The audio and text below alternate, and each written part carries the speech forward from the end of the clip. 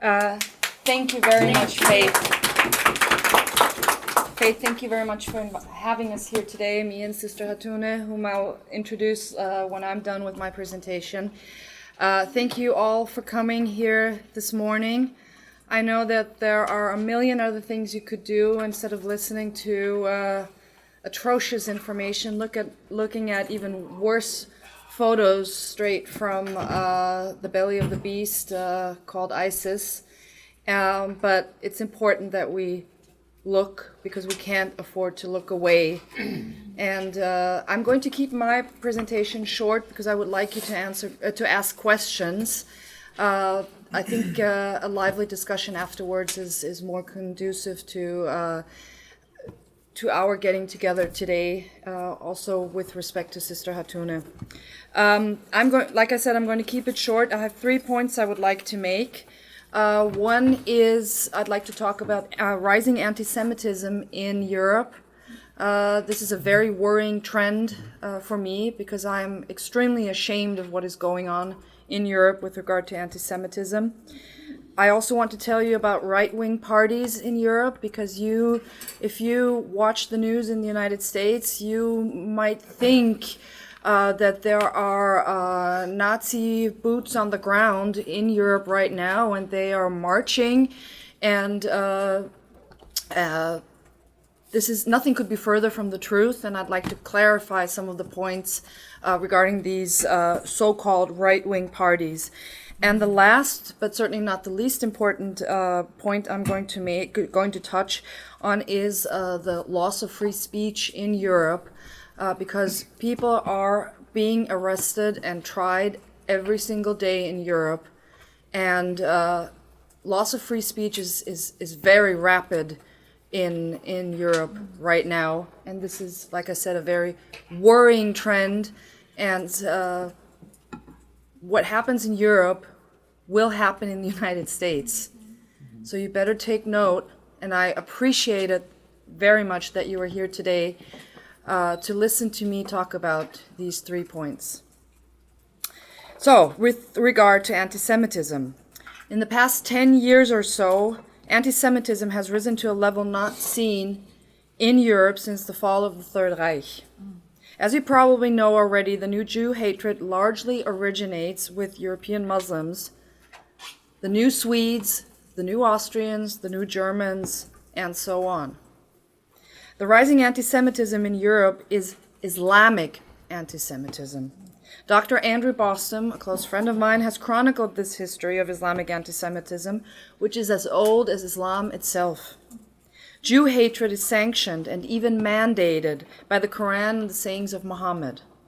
There is no Muslim community in Europe, not even the most mainstream, that is not rife with Jew hatred. Muslims in Europe have allied themselves with the political left. A few years ago, during anti-Israel demonstrations in Belgium, socialist politicians marched alongside the supporters of Palestinians while Muslim participants chanted, "Hamas, Hamas, choose to the gas."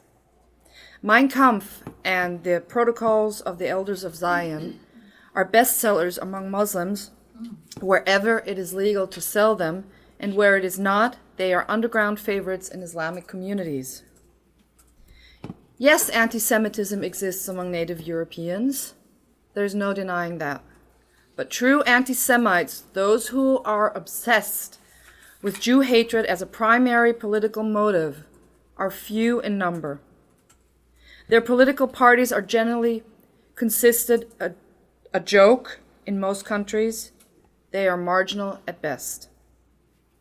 The 2 most significant Jew-hating parties are Jobbik in Hungary and Golden Dawn in Greece. The former was able to flourish in a former East Bloc country where pre-war attitudes were preserved by communism like fly in amber. The latter developed out of the despair and the chaos of economic ruin in the most destitute country in Europe, much as the National Socialists did in Germany during the Great Depression. So this was my take on anti-Semitism in Europe, and let me add that, again, I'm going to repeat myself, I'm extremely ashamed of what is happening in Europe with regard to anti-Semitism. With regard to right-wing parties in Europe, let me say the following. Non-Europeans, especially newspaper writers and television commentators, tend to lump the European anti-jihad parties in with Golden Dawn and Jobbik as right-wing extremists, quote unquote, of course. This is a false grouping. Such parties are quite different. They appeal to a different demographic. Anti-Semitic parties and groups eventually tend to form alliances of convenience with Muslims due to their common interest in destroying Israel and exterminating the Jews. In contrast, the anti-jihad parties support Israel, promote civil liberties, and generally espouse a classical liberal philosophy. Examples include the PVV, the Party for the Vrijheid in the Netherlands, the Danish People's Party, the Sweden Democrats, and the Lega Nord in Italy. What they all have in common is their opposition to Islamization and mass immigration. The Flemish separatist party, Vlaams Belang, is widely demonized as being neo-Nazi and neo-fascist.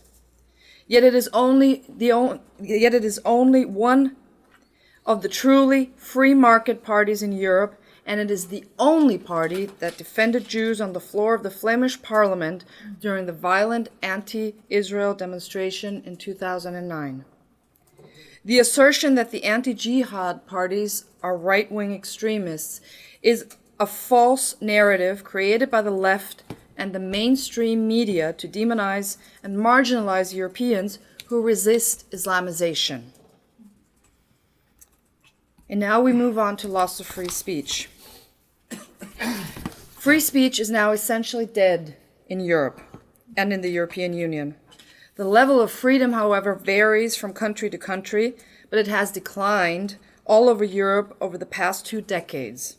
For example, Denmark is more free than most countries, but several Danes, including former Muslims, have been prosecuted for speaking up about Islam. My friend Lars Hedegaard was tried for describing the tendency of Muslim fathers to sexually abuse their daughters. Austria, like most of the rest of Western Europe, is being Islamized at an accelerating rate, even as our freedom of speech is more and more suppressed. The two processes are connected with each other.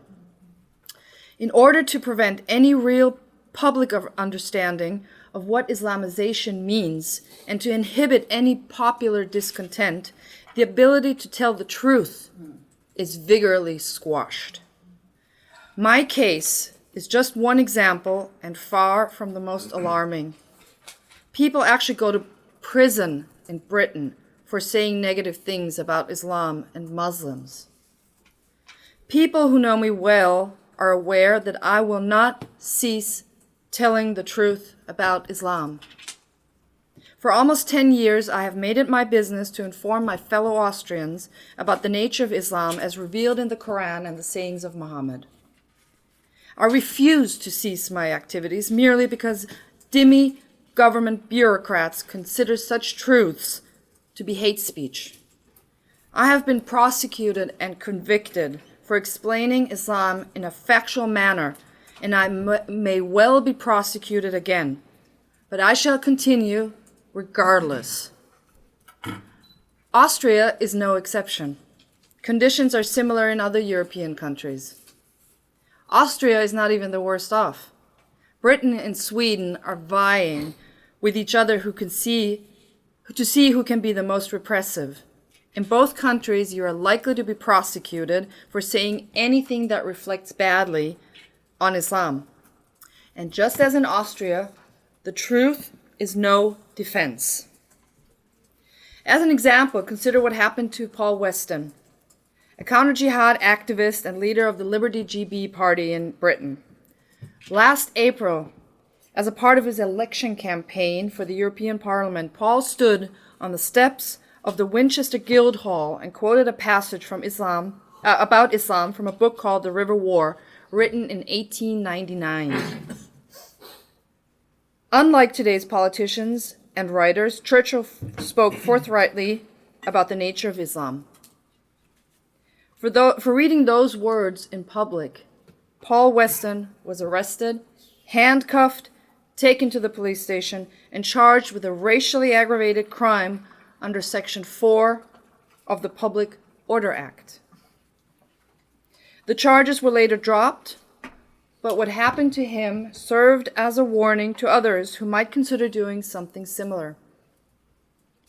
There is currently a demand by the Islamic faith community in Austria for a so-called anti-Islamism law, which is actually a ruse to obtain new favorable provisions for Muslims. The drive for this law is being backed by Turkey. The same law is also being demanded in Germany by the Turkish community. The final result, if they are successful, will be that Muslims in both countries will gain further special privileges and be protected from criticism. Ladies and gentlemen, if further trends continue, it won't be long before Europeans are forced to live under Sharia. We will be subject to laws on Islamic blasphemy. And with that, I end my presentation. I'll be happy to take questions at the end of Sister Hatuna's presentation. I'm sure you will have some. I can also talk a little bit more about my case and tell you more details about what I actually said that got me in trouble. But now I turn it over to Sister Hatuna. For those of you who have... Oh, thank you. Thank you very much. For those of you who have not met this wonderful, brave, extremely brave lady, Sister Hatuna is originally from southeast Turkey. She will tell more about that herself. And she and her family had to leave Turkey because they were being persecuted. They went to Germany, settled there, and Sister Hatuna is tirelessly working on behalf of the poor and the persecuted in this world. She has her own foundation, which she will talk about. I think she also handed out some information folders. And she has seen and experienced terrible, terrible things in the Middle East, which she will address, and also what all of this has to do with this menace called ISIS, ISIL, or Islamic State, which, according to President Obama, has absolutely nothing to do with Islam. And nothing to do with the state. Oh, sorry. And it nothing to do with, thank you, also, it's called Islamic State, but it has A, nothing to do with Islam, and B, it's not a state. So we ask ourselves, what is it all about? Maybe some of the answers will be provided by Sister Hatuna, and with that, we're going to exchange seats. And for those of you who suffer from PTSD, you might want to consider looking away, because what you're going to see is gruesome, but it must be seen. And I thank you very much, and we will now exchange seats. Definition of how you refer to these people, because we're working on something to send to the president about it, and I've got this blowback from Muslim organizations who obviously have their own agenda, and they say you can't use the word extremist, you can't use the word radical, because just as you're fervent in your Christian beliefs, well, I'm radical in my beliefs. And you can't use Islamist because that implies that all of Islam believes in this. So now you can't use extremist. What do you use? What do you say? I mean, Islam, you've got to say Muslim. something. Islam, Muslim. Islam, Muslim. That's what it is. That's what they call Just say themselves. fundamentalist Islam. They're not going to be able to argue with that. Okay. And not that We right. can say Muslim. violent Muslims. Well, We can say. No. It's not You can gonna be say violent. non-violent Muslims, but you cannot say non-violent Islam. Okay? The ideology will never change. It's always going to be the same. People may be different, but the ideology will never change. Unless, what we do in Austria, we demand the violent passages to be taken out of the Quran. We demand the Austrian faith community to distance themselves from the violent passages in the Quran and the Hadith. And then we can start talking business. Yes. But not before that. No. Not It's not one possible. second. You have to repudiate these Hadith and these surahs. Then we can start talking business. That's our but that is what my colleagues and I are currently doing in Austria. And that's what everybody should do. I mean, if we want to get a peaceful Islam, we have got to take out these 200 demands commands to kill the unbelievers. Moment. In Sunnah, Shariat, and Hadith, and Quran, there are 36,800 times. Just in the Quran, Yeah, but 200. So let's they do believe the or whole not. do Yes. the whole trilogy, and then you have a lot more. 36,800 times attack and kill. Take that out, and we're in business. Can I just? I was told that you asked a question about Europe. Can I? Yeah. Can you repeat the question so I can maybe also? I was trying to pick up on the dynamics, what I call the psychosocial political dynamics of Islam in Europe. What's happening there, and what the significance of Belgistan is. Just Belgistan, No, or just as an exemplar. so you no-go zones, for instance. Yeah, those kind of things. I just don't know. Most Americans don't hear about that stuff. Yeah, well, there's a lot of Sharia zones popping up all over the place in Europe. The latest came to light in a town called Wuppertal, and a video surfaced showing young men with yellow jackets on, and it said Sharia police on the jackets. But this is nothing new. This has been going on, and you have a large Sharia police presence in London, where they actually patrol and tell people not to drink alcohol, that homosexuals are allowed in these Sharia no-go zones. Of course, you have the banlieues surrounding Paris, and these are Islamic enclaves. Regular police don't go inside. Although I do have to add that in the case of Wuppertal in Germany, the state is finally fighting back and telling these people, unlike the United Kingdom, that this is not acceptable, that Sharia law is not to be implemented, that the only law is German law, not Sharia law. So in this case, although I'm no big fan of any of the governments, including my own, in this case, kudos to those people, to those law enforcement officers saying, finally pushing back and saying, Sharia law is not accepted. I wish more. Notice that the German government didn't do that until the video surfaced. Yeah, that of course. Yeah, but at That put least the they pressure did on it. them.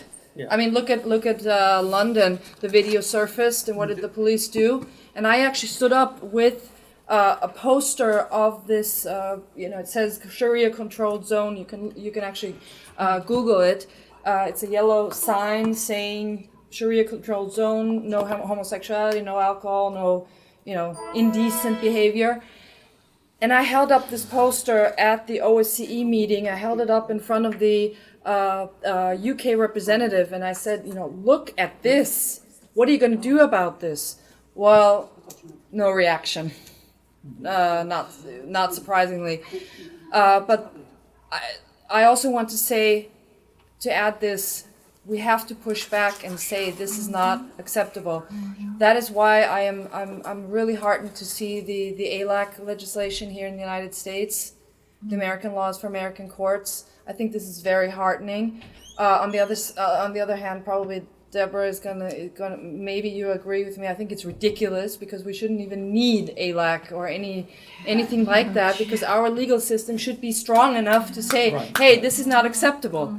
Okay, so while I'm heartened to see ALAC, it's kind of ridiculous, and we don't need any new laws. We've got plenty of laws in place, both in Europe and I think also here in the United States. You don't need any new That laws. just shows you the degree of the problem, because it's not a new law, it's just a reiteration of what's already in place. Exactly, and the problem is it's there, but nobody wants to address it, and the law enforce it. The law is there. I mean, we have the laws in Austria, but I mean, the latest. Let me just give you the reaction of the Austrian foreign minister to the ISIS problem in Austria. You know what they want to do? they want the hate speech law. They want even stronger hate speech laws. They want to change it because the hate speech law right now pertains to a minimum of.